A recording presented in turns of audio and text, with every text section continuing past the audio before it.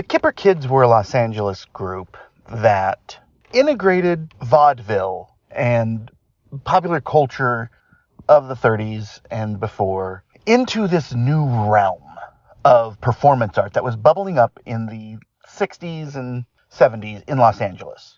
And it's an important group to look at for a couple of different reasons.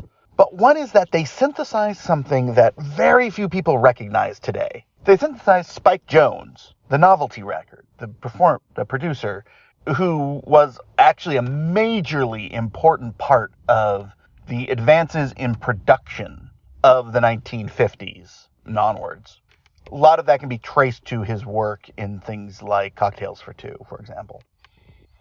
But took that and mixed it with the performance art, of course, that was around, but used ideas that were coming through tape music to make sound art that is remarkable. Because in person, all of these things are great.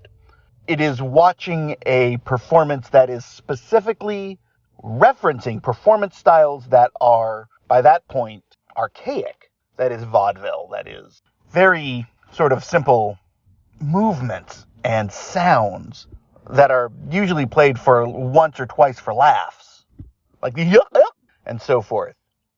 And then merging it with what would be a traditional performance. In the case of the Sheik of Araby, the Sheik of Araby, it's a classic song, problematic now, of course. But what's really interesting about how they present it is they're presenting it like tape music. The Sheik of Araby, with these inserts. They repeat, and then they have these inserted music. Like, in essence, they are performing a loop live.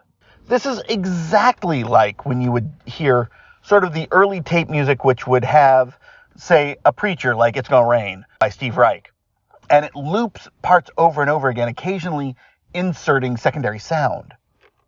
In a way, it's a form of early sampling, except for it's performed sampling, which is not unheard of. It actually dates back to what we would consider classical music of the 18th century, where you would have snippets of other songs coming into a new piece that was being performed, and sometimes even mashed together. Mashups ain't new, folk.